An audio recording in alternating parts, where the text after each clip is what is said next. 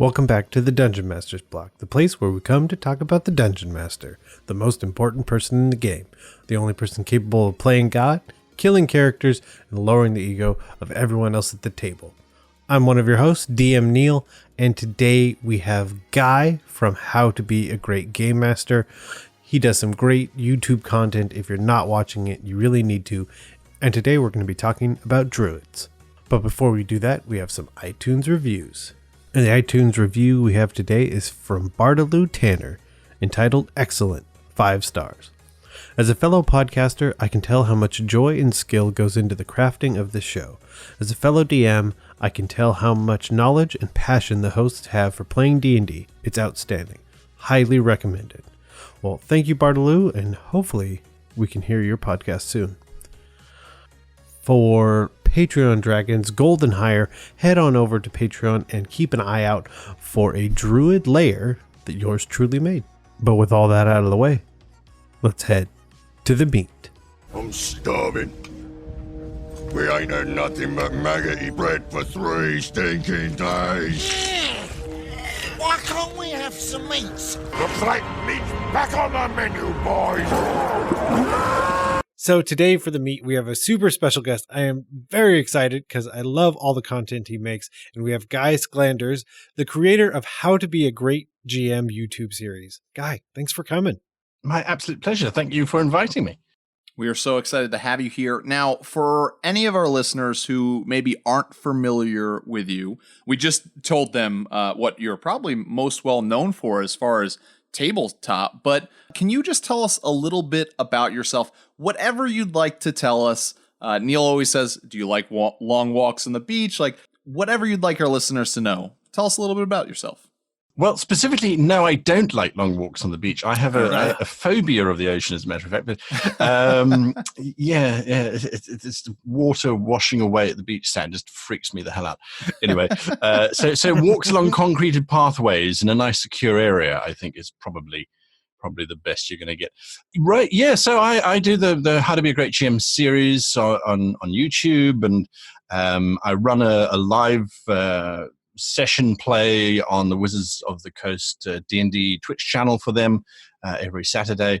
And I've also started to write books for the role-playing community. The last one was on how to create epic campaigns, so how to run a long campaign in your game. And then our latest one is on how to run nautical campaigns, so how to incorporate ships and ship combat into your role-playing space. So that's pretty much what I do. My background is I used to be a scriptwriter for television back in South Africa, and have been a role player since I can remember. So there we are. That's awesome. And if people don't know about How to Be a Great GM YouTube series, shame, first and foremost. But now that the shame has moved away, what would you tell our listeners to like kind of hook them in to go watch all of the awesome content you're putting out? We focus specifically on how to improve your experience as a dungeon master, as a game master, and as a player, not from a rules perspective. So you won't find a single video on the best build or the best class. Or we also try to be system agnostic. So we don't just talk about 5th edition Dungeons and Dragons. We talk about Cthulhu and Warhammer and 40K and all those other wonderful systems that are out there. Or at least we try anyway. Our channel is about what makes good storytelling, what makes good character, what makes good narrative, and how do you take the mechanics as supplied and turn them into an experience so that you walk away from your gaming experience going, it feels like I was actually living there. It feels like I have just slayed the dragon. That was the best movie I've seen because I was in the center of it, and it worked. So we're often sort of called the social rule place where people go to learn how to be better humans, because we also talk about what you shouldn't do at the table. Like eat with your mouth open and touch other people's dice. Oh, man. And if our listeners aren't excited to have you on as a guest, I don't know how they've gotten this far in our podcast, because that's what we love to talk about as well. So you're in great company. Fantastic. All right, so Guy, we have a surprise question for you, as we do all of our guests. This one comes from one of our Patreon dragons, Mindweave RPG. This is a fantastic question I'm excited I get to ask it. What modern song, and he specifically says, besides Hotel California, would you like to model a D&D encounter after? And that's my surprise question. That's your surprise question. Considering that I listen to classical music, and for me, contemporary music is something that was written in 1915. Modern day songs, good grief, that I would turn into an adventure. Or an encounter, an adventure, yeah, either. Wow. You see, anything I name is gonna definitely ground me as being someone who doesn't listen to modern day music. I mean, there are some who would say his calling Hotel California as modern is a stretch in itself. Right. Yeah. No, absolutely. Okay. Well, in that case, then, off the top of my head, it's an awful song, but it got stuck in my head when it was out there because you couldn't avoid it whatsoever. I would have to go with "Who Let the Dogs Out." Oh, because that to me just sounds like a werewolf rampage of absolute chaos and joy. So, okay, now here's the real question. As you are DMing that encounter and you describe the werewolves coming out of the woods or however it is that you're describing, do you then hit play on the song and let that be the encounter music? I think so. And I can almost see a bunch of redneck hobbits who had this cage or kennel that caught. I mean, I know that's not what the song's about, but I think that's how I would play that. Phenomenal. I don't think we could have asked for a better answer. No. So thank you, Guy, for that answer. Thank you, Mindweave RPG, for that great question. Let's transition now into our topic that we're here to discuss.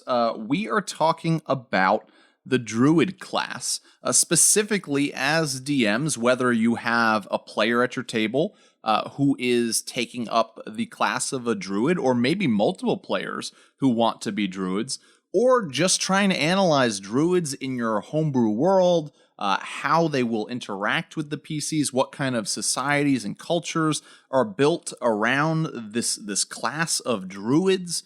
It's a great thing for us as DMs to really dive into these classes and ask ourselves what the lore is behind them and how we can really bring these classes to life and help our players bring these classes to life when they choose whatever class they choose. So to begin with, let's just talk about the Druid in general. What is a Druid? What makes a Druid a Druid?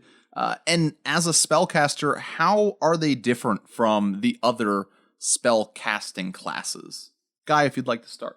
Druids are an interesting class, and they've been around for a long time. My very first character that I played wasn't a Druid, but my second character was. And I remember that because I wanted to create a dual sickle-wielding Druid based off of Getafix from the Asterix and Obelix comic series. And Getafix is probably a very bad example of a Druid to a large degree because of the white robe and that sort of thing. Because when you look at the literature as to where Druids came from and their origins and the like, you start to realize there actually isn't a huge amount of data about the actual Druid that we have from our own cultural background.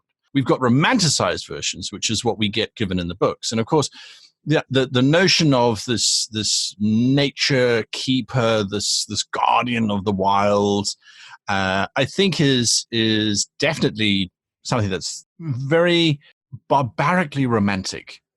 We sort of think of this person living off of the wild and shape changing into animals and staying in that sort of animal form. And again, going back to second edition, the Druids, there were Druids of the spider, sort of the arachnophile Druids who tended just to spiders and insects and things. And then there were plague Druids who dealt with plagues because they were seen as being part of the natural balance of things. And there was a long period where Druids were looked at as being this impartial, let it be, nature is all about violence and death and carnage as well as balance. So as long as what was happening in the world was in balance, the Druids wouldn't interfere.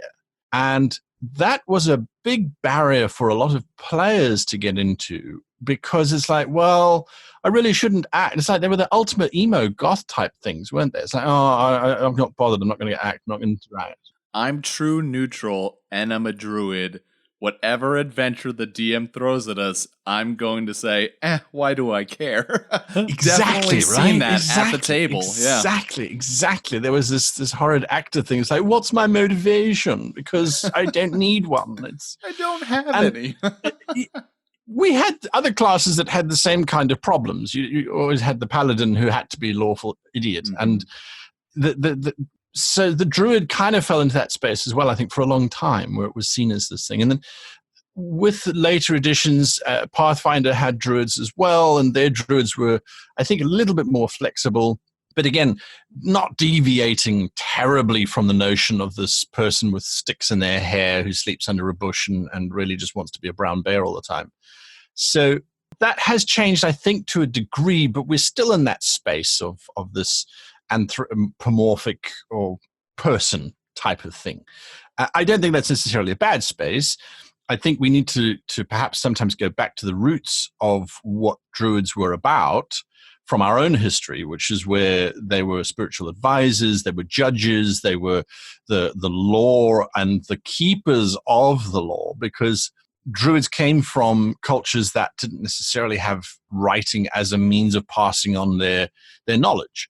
So they were the keepers of said law, and they trained up new druids to continue. And they were fairly impartial in terms of tribal warfare. They were a sort of a separate space. And when you look at from that perspective, you go, okay, so maybe the druid that I'm playing is not affiliated to anyone in particular, but they are there to act as counsel and sage and advisor. And that's a pretty cool space to be in if you play it correctly. And if you're a DM, it gives you this wonderful sort of NPC who can mentor and guide the party as well. So, I mean, there's lots that you can look at, but for me, that's kind of where I see them.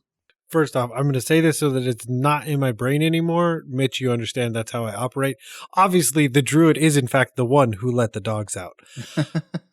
Now I can breathe a sigh of relief so that that's not in my brain anymore.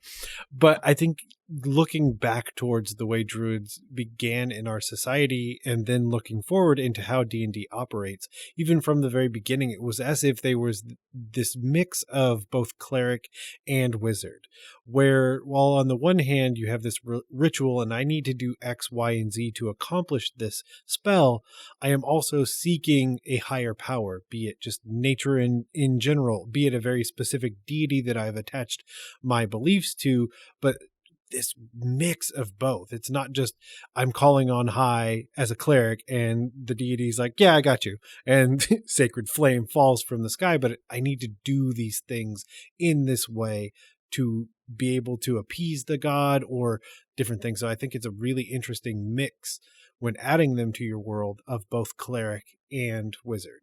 And kind of going off of that, like, I like that idea of the druids being like steeped in mystery. Like, there's a lot that we look at the history of druids in our world and we go, yeah, we don't really know a ton about them. And you can take that and you can bring that into your homebrew world and say, same deal. And unlike a lot of like clerics in your party or NPCs that are probably going to be attached to some church organization that maybe is spread across the entirety of your world, druids we get this idea that they operate more on like small gatherings in different areas. And yeah, they might have very different goals, very different beliefs. It's going to change where they are, is going to change probably how they operate, what they look like. I know, Guy, you were like, my first druid, he had this white robe, and I know that doesn't really fit that typical druid, but why not? Especially if we're talking about druids in different regions. If we're talking about druids in the tundras of the cold, frozen wastes of your world, that's going to look very different than the druids that we're used to when we talk about druids, right? I feel like as a DM, it's a fault of mine because whenever I think, oh, what's a cool NPC to come into play here, the only time I think druid is when we're in like your typical temperate forest. But a druid can be placed anywhere, and it's going to really, like, getting to this, like, I feel like our discussion is really based off of like, all right, let's break down the druid and let's get away from like almost the classic what we think about with druid. And that's why I love these episodes, because it really gets into the meat of like, okay, but moving away from that can create all these other cool opportunities for NPCs and societies and like ways to look at this class. And when you're sitting down with a player to be like, that's awesome that you really want to dive into this nature aspect of your druid. But have you thought about if he came from the desert or the frozen waste or something like this? Like, how would that change how he is? Couldn't agree with you more. I think it is an opportunity to expand and to explore. And as you say, if you just look at a druid from the Amazon, they're going to look at things very differently, and they're going to operate very differently from in terms of a mindset, even as to about cycles, and they won't have a clue about what autumn or fall or spring or winter is. Coming from Africa, I can tell you, winter is not something that's particularly terrifying. We don't really know what snow is, because it happens to other people, right? So yes, you're quite right. And I think they can inform the players in terms of how they bring those things together. And as you were talking, I'm like, I'm trying to think of who would be a modern day druid in our own context, that someone who champions nature and who doesn't shy away from the violence of nature, but who also just absolutely revels in it, and who is seen as someone who really has power over nature to a degree. And the only mind I can think of is David Attenborough, who has really been everywhere. And you think about what he's been doing and how he looks at nature and that sort of thing. You can also, I suppose, turn to some of the other nature channels out there, and old Steve Irwin from Australia, who used to really get involved in that kind of thing. And then you look at how Steve Irwin died, and you go, well, that's probably how a druid would like to go, at the hands of a natural encounter. So yeah, and going back to the idea of the druid as not divine and as not arcane, but as a natural source of energy, I think is absolutely wonderful. And a lot of times, as game masters, you talk about extending yourself, extending the idea that there is this natural force. It's not new, the concept of Gaia, and that there's a living planet, and that all creatures generate energy, and that's what the druids are actually using. I think it's great. I think it can be reinforced and really separated out. Now, I know that in later editions of D&D and Pathfinder and the like, they've tried to really wash out exclusivity to create a more balanced space, which they didn't do in earlier versions. And I kind of feel like they've lost something as well, where, everyone's got access to this spell and everyone's got access to that spell. It's like, well, is that really the right way to go? I would almost prefer it that it's like, well, no, the druids have got their own magic, and it's because it's based off of the energy from living creatures, not from the god of nature or from the power of the magic which comes from an arcane realm or something along those lines. So yeah, I think once you've got druids involved in your game, it's definitely something to look at. I use them. I was running a campaign where the one player was a druid, and he got in touch with the Hierophant of the druids, and the world was at war. It was a mega campaign in terms of that kind of scale. And the Hierophant kept trying to figure out how to bring balance. And the player didn't realize this, but they were starting to act as the champion of the druids, right up until the point that he then realized that the druids had decided the best course of action to save the entire space was simply to take control of the entire planet and subjugate all other races, all other kingdoms. The elves were wrong, the humans were wrong, the orcs were wrong, everybody was wrong. The druids needed to retake control. And they were doing a pretty good job of it because they were druids. And I needed them to be able to get around the world quite quickly. And I was like, well, how do druids move about? And there was that wonderful spell where a druid could enter a tree somewhere and then exit a tree somewhere else. So we created these sap networks where people could move through. And when you start thinking about that, you're like, wow, that's a really powerful thing, until they got to invading the desert.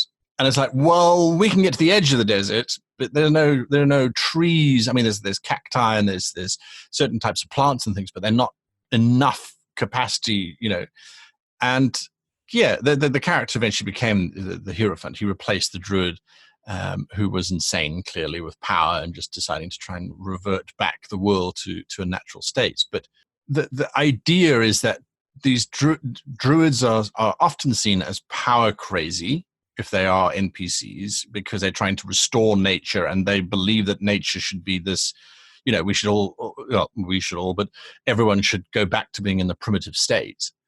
And I'm not entirely sure that is the correct interpretation sometimes. I mean, I fall into that trap.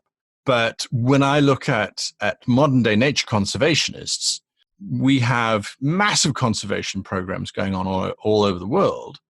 And I know certainly in South Africa, there was huge contention over the elephant populations. And we had conservationists saying, we need to actually cull 100,000 elephants. And there was a huge uproar because elephants are these graceful, majestic creatures. They're like, 100,000 elephants, are you crazy? And the answer was, well, yes, they are a very large force in terms of changing environments. They strip mine areas because they can't migrate like they used to. So we need to manage those populations. Otherwise, they will simply do what happened in another country in Africa, where they turned a savanna into a desert because they just ate everything. And you go, it's a human-created problem because we put fences around and constrain, but then how do we manage it? So I'm not sure that druids have to go the extreme route of like, well, we must just reduce everybody back to being primitives and get to that space.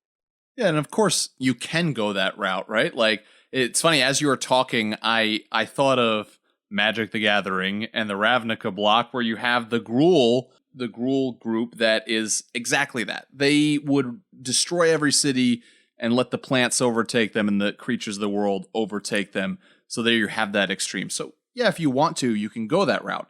Although if we're not talking NPCs, because of course that's a cool, to me, I'm like, that's a cool group of druids to add into your world, right? To have them have that mindset. But if you're talking about a player, that's a difficult thing to do in a group where you don't have, unless you're playing all druids of the same mindset, like when you're out in the cold and the paladin goes up to the tree and is like, I'm going to take this down for wood, and you get in front and you're like, no, we're not hurting the tree. But instead, I think the picture that I would say most druids in my mind would take on is more of a not hating civilization, not thinking civilization should be destroyed, but just believing that civilization needs to learn to live with nature in harmony, which in my mind goes right to the Magic the Gathering Selesnya Guild and like these beautiful cities that are pictured in the artwork where trees are and vines are interwoven in these beautiful, gorgeous, and really big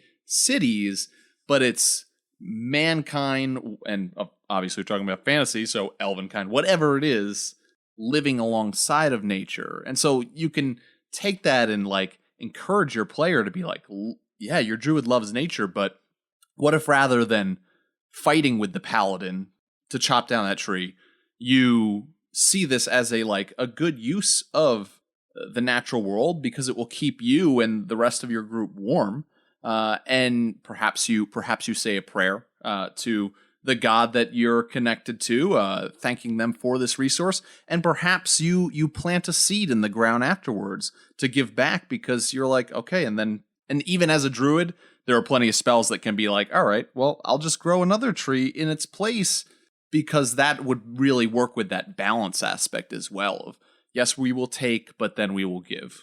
I think what you're presenting is what I want to continue to present. The idea that your first level druid is probably not, or well, I would maybe even go so far as to suggest probably should not look at nature on that scale. what they can do and what they're capable of is telling that paladin, no, we're going to cut the tree down like this instead of like that, because that is a more sustainable way. Now you haven't killed the tree. We've taken the resources that we need, but the tree will go on and have that resource available to other people. And I think viewing the world in the realm that the individual druid has control over, that's the balance that they're trying to shape. That individual aspect with the tree, or no, we shouldn't just outright kill this animal for our food. We don't know what that animal means to nature, and maybe it is okay, and you do pray, and makes me think of Avatar, and you go thank it as it happens, but like approaching it in the sustainable way, not just this wanton destruction of like, oh yeah, we cut all the trees down, we needed a big fire, or like we killed Bambi and everyone that Bambi was related to because I was very hungry. But figuring out the realm that they can influence, and yeah, okay, they're 15th level. Okay, let's talk about nations. Let's talk about moving forests to do things. But when it's just lower level, no, we'll just save the one tree. We'll save the one deer.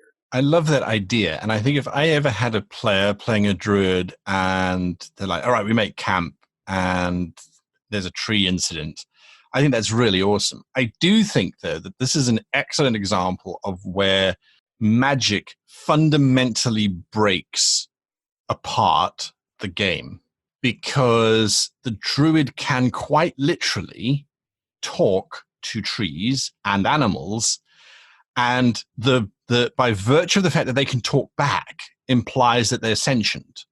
And so suddenly it's like, yeah, you could cut that tree down, or you could walk into a village and cut down, one of the humans living there, because it's the same. They're both sentient. They're both self-aware. They're both, have ambitions, if it's just to grow or but the magic suddenly levels out that playing field. It's like, oh God, everything is alive. True. Everything is aware, though. So if you're happy to cut down a tree, if you're happy to kill the rabbit, whom 2 minutes ago the druid was chatting about his problems with foxes and feeding his 100 little kits in the warren. So there's that Disney effect that suddenly happens where, oh crikey, it really is Bambi, but everything has got problems, and little trees would have little squeaky voices because they're little young trees hoping to one day grow up and be a big tree like my dad. And it's like, oh my God, okay, well, I'm just going to cut you dead. I'll plant another acorn, but I kind of feel like that's, I don't know. It's like, we'll just grow another can you then human. just kill a person and be like, yeah. I'll have a son now. Yeah, I'll just have a son with your wife, because that's fine. That is super interesting, because when we as DMs, and like if you are out there listening and you have created a homebrew world, I bet this is not something you thought of when your player chose to be a druid, that this was something that possibly could come up as a potential problem. Because yes, if you are looking at the speak to animal and speak to plants as something that when you DM and your druid casts that spell to speak to a rabbit, if that rabbit comes up and is like, oh, good morning, how's it going? Let's have a conversation. I would love to talk to you about the morality of, and if you have the plant do the exact same thing of, oh, hello, like, yes, I can tell you exactly who passed on by here, then that is 100% opening up that door of everything around you is sentient and like intelligent to that point as well. And I'll be honest, 100% I have DM'd and played in that way too. But that is something that I've thought of recently, and I'd love to hear what your guys' thoughts are on this, because for me, I've kind of changed my way in doing that. When I have a druid at the table now and they cast Speak with Animals, in the last game I had a player, the druid, cast Speak with Animals and wanted to find some birds to send messages to a city. What kind of messages? Of course, there was a message of, we're coming to destroy you. Player stuff. But the birds were very, like, they didn't speak in full sentences. It was like, oh, hello. And then the druid would explain, and do you understand me? Yes. Can you do it now? Now?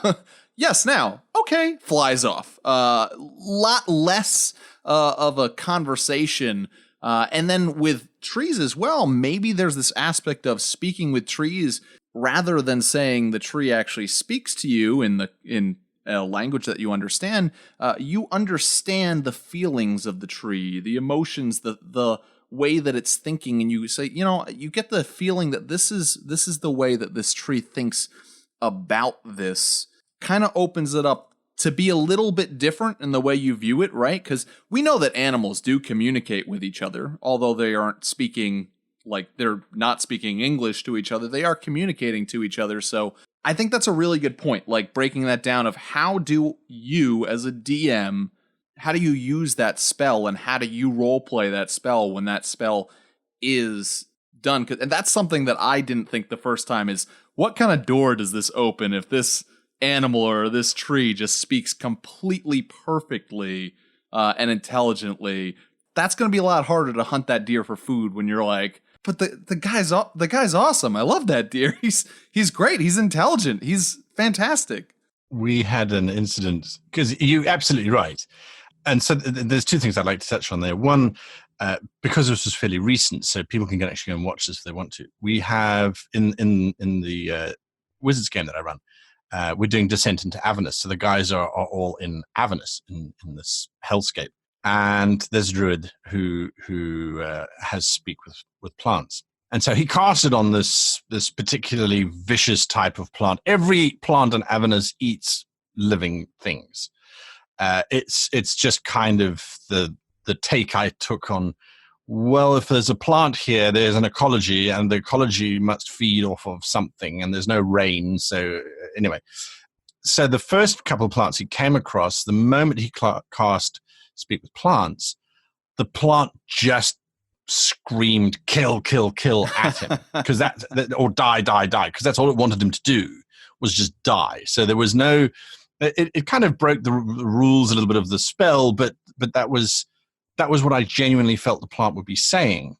I realized, though, that I couldn't do that for all the plants, because otherwise the druid has suddenly been disempowered unfairly, because I wasn't penalizing the fighters on swinging their swords, so why should I then disempower the spell? So all these plants suck.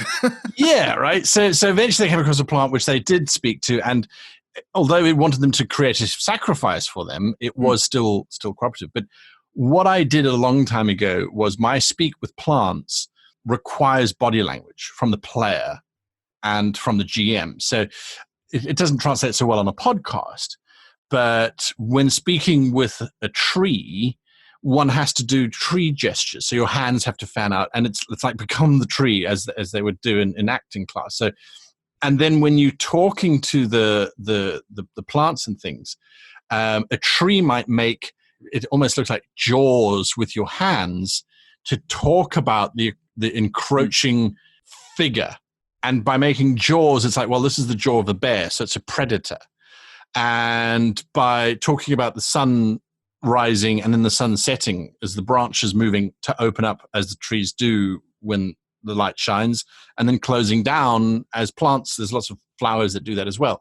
So it was an attempt to try and give the tree the ability to communicate, but to communicate in a way that it would communicate. And what was funny was that when I first started doing these weird hand gestures and body shapes and things, the druid player looked at me as if I was completely nuts, and then tried to talk back, okay, well, which way did the orcs go?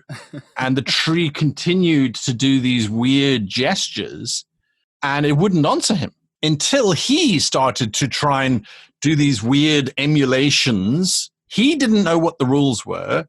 At that time, I didn't have rules either. It was just what I felt would represent. So as long as he was doing weird and wonderful things, getting himself physically into that shape, I kind of went along with it, and then I allowed the conversations to happen. So now, whenever I play with that group of friends, or with anybody who knows how I do my plant speak, players sitting around the table or online suddenly start distorting themselves as they try to figure out how to represent water or a fish or whatever.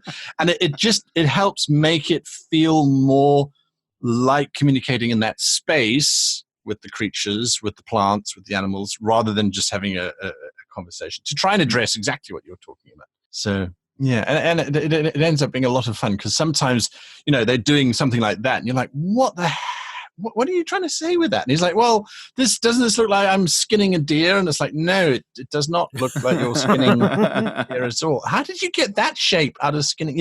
So it gives a moment of humor as well, which I always like. I love it. It's great. It's a great way to challenge your players and be like, yeah, like maybe you don't want to do this, but this is the way that the tree is going to understand you. So let's role play this. Which I feel like is a perfect segue as you've made your players go into wild shapes. I think that one of the I had to. I'm sorry. The other thing that we want to talk about that we haven't really addressed is the ability for the druid to take on these shapes as these animals, and I think further kind of blur that line of what it means to interact with animals, because now through Speak with Animals, Speak with Plants, you're already having that interaction, but now you're literally having a bear or a wolf save your life. Like, and while you on an intellectual level know that that is the druid who is an elf, let's say, that doesn't change the fact that in the moment, in the emotional memory, in the visual memory, it is a wolf or a bear, an elk, who knows what it is, that genuinely saved your life or is next to you going through these terrible, horrific things potentially and saving the world. I mean, yeah, Wild Shape is going to just mess with brains even more now that we've unlocked it. Let's just kick the door wide open. Yeah, I think Wild Shape is a whole different subject. I hate Wild Shape, and when they introduced it in 5th edition, I hated it with a passion, absolute passion. Having said that, though, yes, we as humans tend to empathize more with animals than we do with other humans. When you think about movies that really make you bawl your eyes out, it's when the animal is dying or suffering, not when the human dying. One dead dog compared to 1,000 dead people in a movie. Oh yeah, yeah. Shoot all the people. How many people cry? Yeah, exactly. Yep. Zombie movie and everyone's being bitten. Not a problem. Yep. The little dog that's terrified in the corner gets bitten. In fact, we see the people get bit and we go, oh, that was awesome. And then the dog, and we're in tears. We are in tears. Absolutely. So, there's all that kind of stuff coming through. And I often find it difficult when you look at Wild Shape and the druid goes, all right, I turn into a tiger. There is a disconnect if you don't set your mind to thinking about it, that this person has changed shape into a tiger. And the more I play games with people who have transformed into different animals, the more I realize that that is not, as far as I'm concerned, the benefit. The benefit is the perspective and the additional abilities that suddenly happen. And when I've role-played with great role players, you see them transforming, not during combat, where it's, oh, I'm transforming into a bear and I've got all these extra hit points and I can do all of this kind of stuff. It's like, no. The characters are climbing up a wall. Okay, well, I transform into a spider to climb up the wall and carry my companions. Or I turn into an octopus so that I can hold all 8 people's hands at the same time. There's more utility there as well, which I think the more you know about nature, the more you can really, really utilize that to its fullest extent. And hopefully the Dungeon Master will go along with that as well, in terms of you turn into a honey badger. Why is a honey badger terrifying? And then you realize what a honey badger actually is. And you go, oh, wait, okay, so that is why it is absolutely terrifying. Or, yeah, honey badgers, for those of you that don't know, do you guys know what a honey badger is? Yeah, they just don't care. They just don't care. They're like Wolverines. Well, that's the equivalent, right?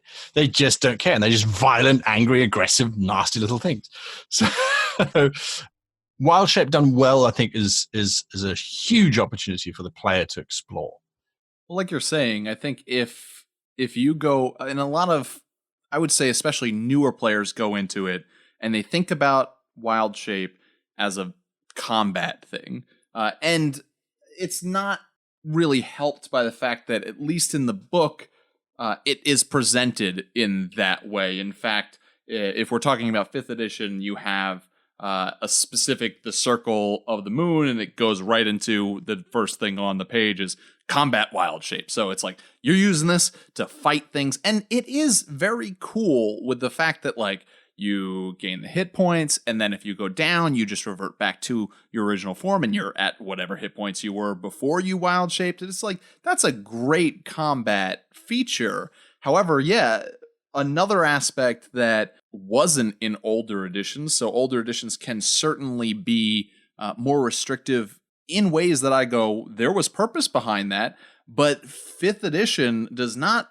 talk about size as a restriction, which is very interesting, not because you can now just transform into this giant beast, but because you can, Guy, you said spider, but you can transform into an actual sized spider. And all of a sudden, the rogue who's like, I'll sneak into that dungeon and I'll see how many enemies. Well, hold on. I am a druid. I can transform into a fly and literally be a fly on the wall. Now, I've only got 1 hit point, but the chances of me being seen as a fly, and I'm not going to be the typical fly that flies around their face. I'm going to try to stay hidden. That's a great way to use a druid. You can climb into keyholes and get through. It's a little broken, to be honest, but it opens up this crazy thing to be able to do as wild shape that's not combat focused.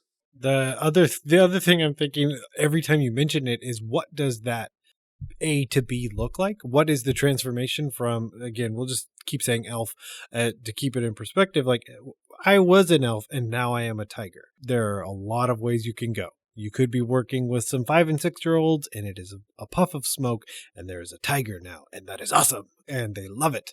The other thing is you see it in some media where it is this gruesome transformation that goes from humanoid to a tiger. And what does that look like? How does it change your party's perspective of this happening on a regular basis?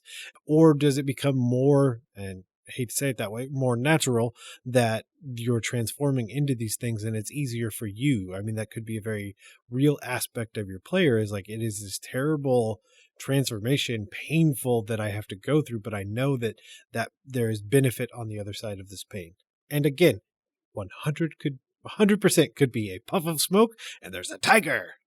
But figuring out what that is, or what your player wants that to be, is another really important aspect of what wild shape is in your game and your world. I think also you hit it right on the head in terms of saying, let's figure this out. And I do this with mages. This is nothing unique to me. A lot of people do it. When a mage casts a spell, the first time they cast a spell, I'm like, okay, what color is your magic? They're like, what? It's like, well, what color is your magic? You know, give me, is it a green? Is it a purple? Is it a blue? Is it scintillating plaid? You know, what color is your magic? You know, I mean, it's magic, so it could be anything, right? And you absolutely right with druids, is that transformation, stretching skin, ripping flesh and bone, as we've seen in some contemporary takes on sort of werewolf transformations and things. Is it something like, there was a wonderful Disney movie called The Sword and the Stone, which was released in the 70s, where, yes, you transform into the creature, but your skin tone determines the hair or scale color of said creature. So you might transform into an elvish tiger, but you're not orange and black. You are sort of limey olive green and blonde, for example. Suddenly you've become Battle Cat from He-Man. So I mean, it really depends on what the player wants to do, and as long as it's not game breaking, then I think that it's usually the best course of action. Okay, that's cool. So if they transform into this tiger that's green and blue, it's not something that is going to then suddenly start giving them disadvantages on stealth, and other tigers won't like you, and you know, you're going to have to join the green blue tiger club, and you know, it's not about that sort of thing, I think, and making sure of that. And the whole idea of breaking the system in terms of the druid being able to do what the thief can do and be able to do what the barbarian can do, and oh look, I can just absorb damage and come out of it on the other end unscathed. Most of the magic casting classes, I think, have the ability to really mimic up what the other classes are doing. And I think that it's a different kind of player who goes, okay, well, actually, I want to play a druid who's a thief, and so who specializes in transforming into a mouse or a house cat who just sort of wanders around and nobody pays any attention to. Yes, they can certainly do that. I think it's a bad player who goes, I'm going to play a druid who's a thief, even though I know my fellow player is playing a thief. Because as you say, I'm gonna be you the will better do rogue. better. Yeah, I'm a better rogue than you are, and you're an actual rogue. But you can never be a better druid than I can be because, well, yes, you can go and study horticulture and that sort of thing, but it's not going to help you. And you can come up with creative ways around that. Perhaps there was a time where you transformed into a spider and you remember the sheer terror of that goblin that brought his foot down on you and squashed you, and you're like, never again, man. Never again.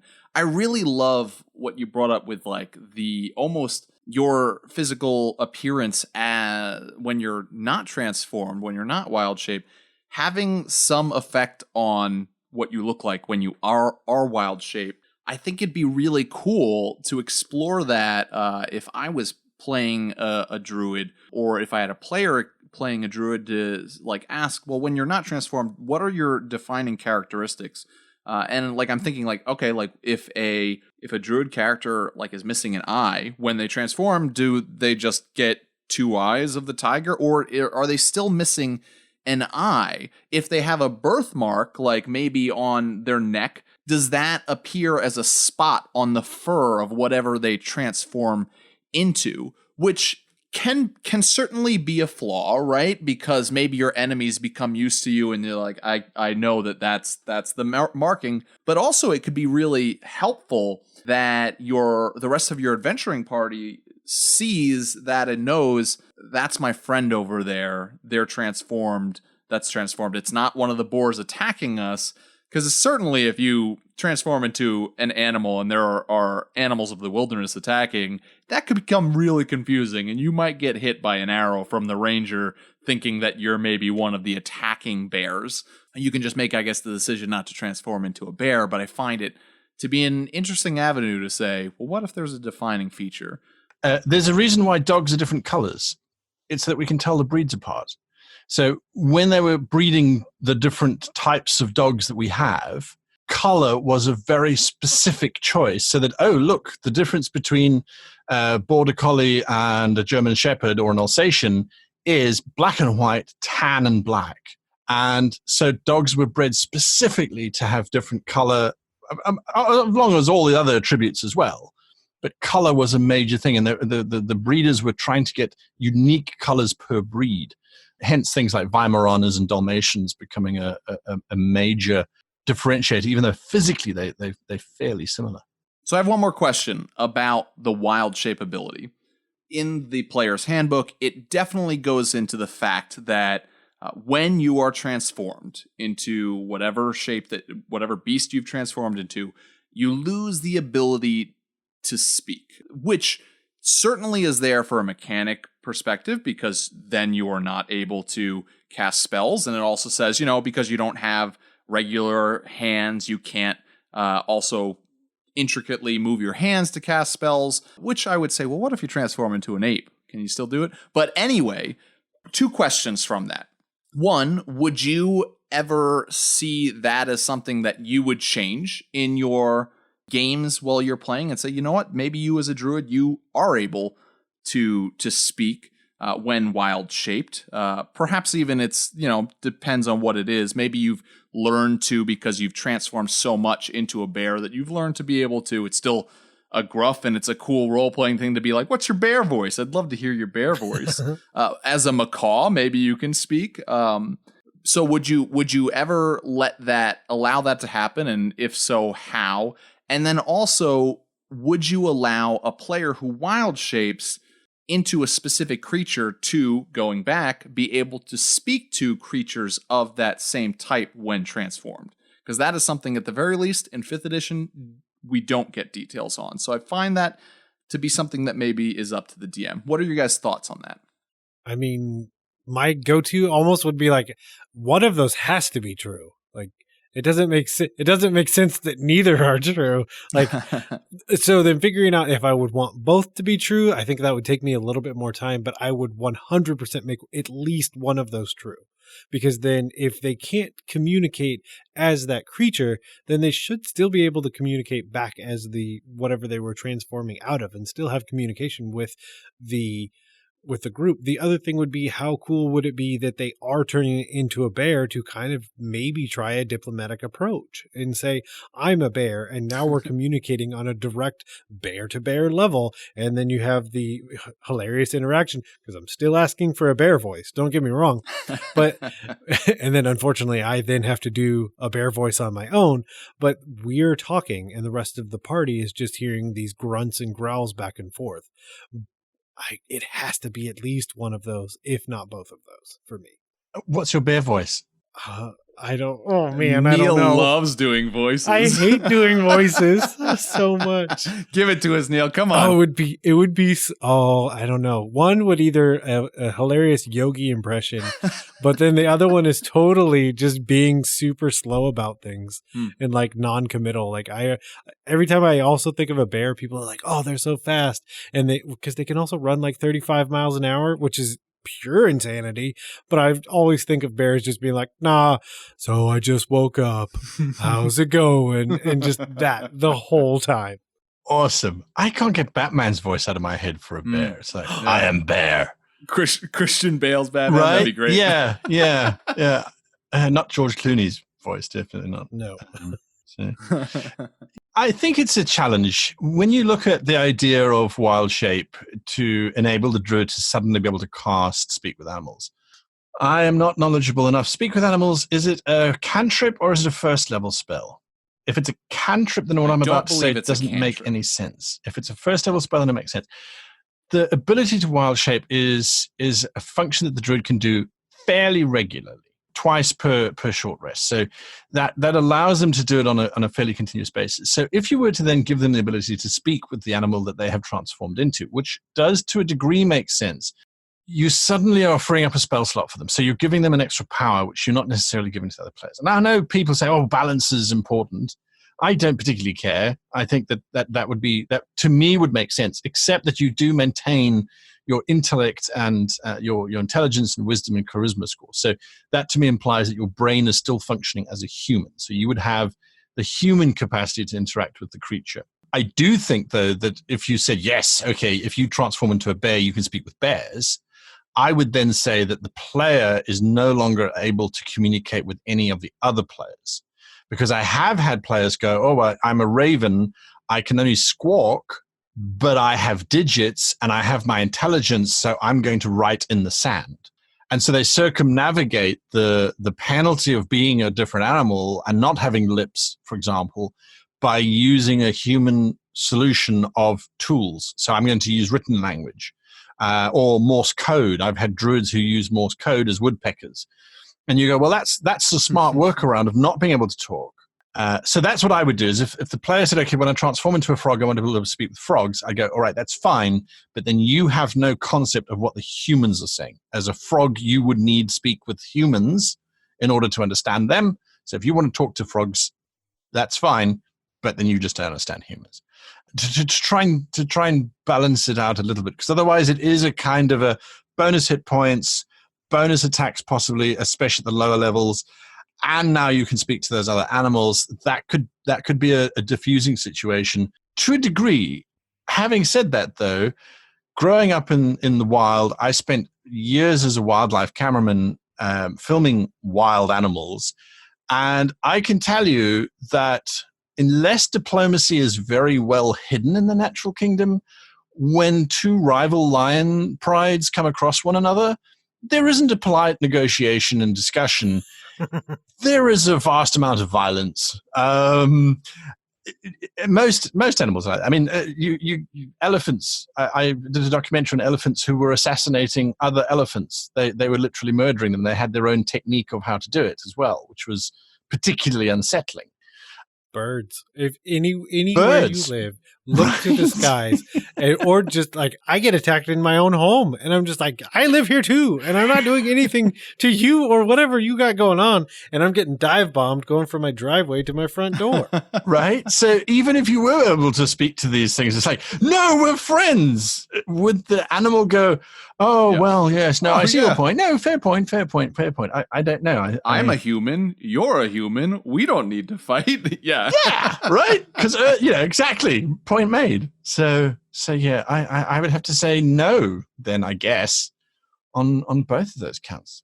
Cool. I like that we all have differing opinions. I would say a restricted yes. And so I think, Guy, you make some really great points with there's reasons that it says no, especially for like just speaking whatever languages that you know. And there's a reason that speak with animals is a spell, and doing away with that completely would kind of be silly. I do like the idea of it, and I think that I would say yes, and here's how I would say yes. I think that if we talk about like the druid as someone who is really prefers a specific to be transformed into, per se, a honey badger, like we talked about, they would rather be transformed into a honey badger than their regular human, elf, dwarf, whatever it is, form. Living years and years with this as their preferred form, I might say, you've really developed the skill that you're able to do this. Now, that still doesn't change the fact that you might not be able to cast intricate spells that use your hands or materials, but perhaps that opens the door. Or perhaps as a DM, you also have the right to say, spells just still don't work when you're transformed. You're not able to do it. And that's the lovely thing about magic is you can come up with a reason for it, or you can just say, I don't know why it doesn't work. It's magic. Magic is strange. But you can speak as a honey badger.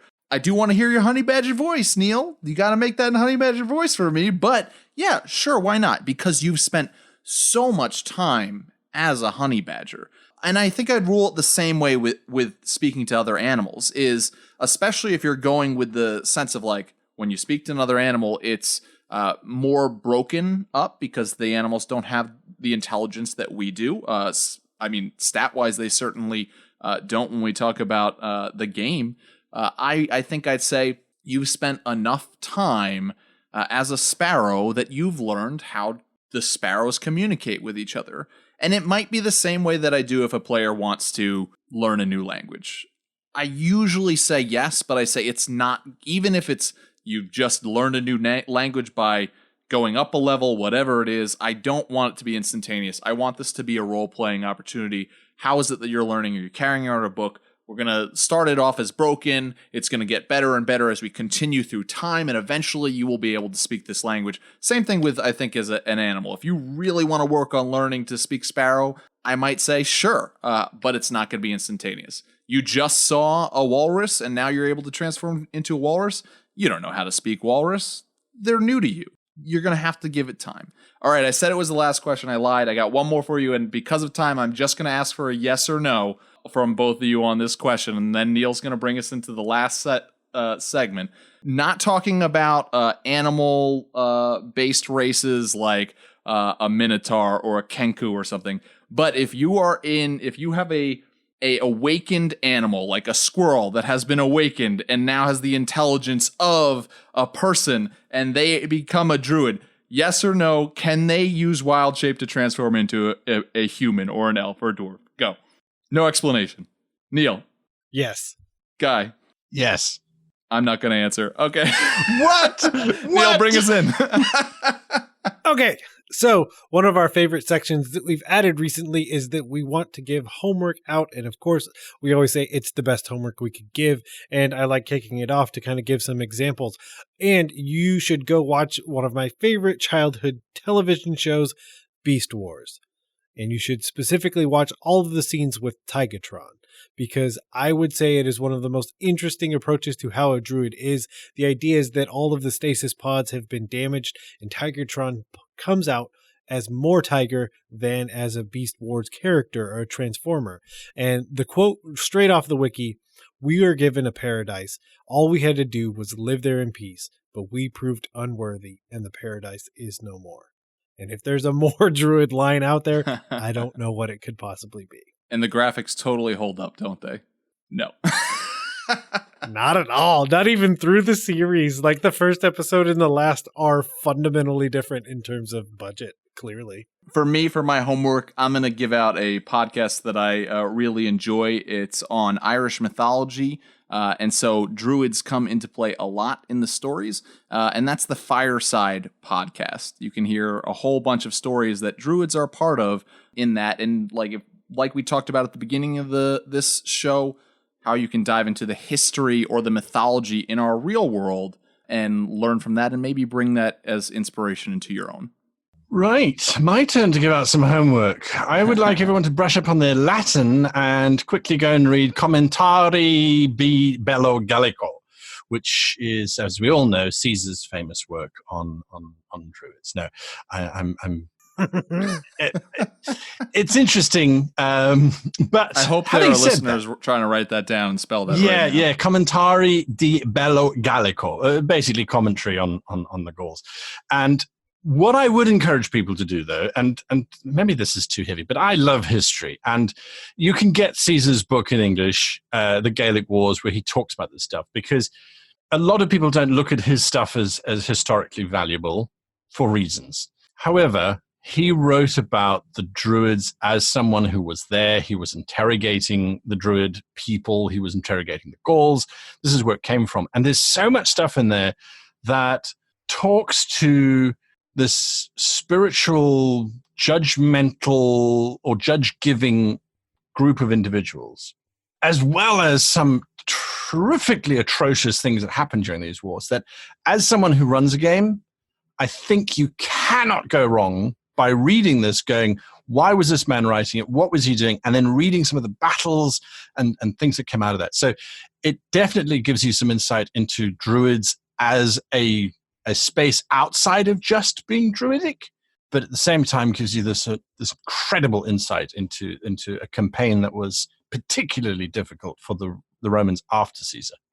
Well, first and foremost, Guy, we just want to thank you again for coming on, spending this time, and all of us I don't know that we've had someone so like-minded in their approach to GMing and GMing advice, and it's just been awesome.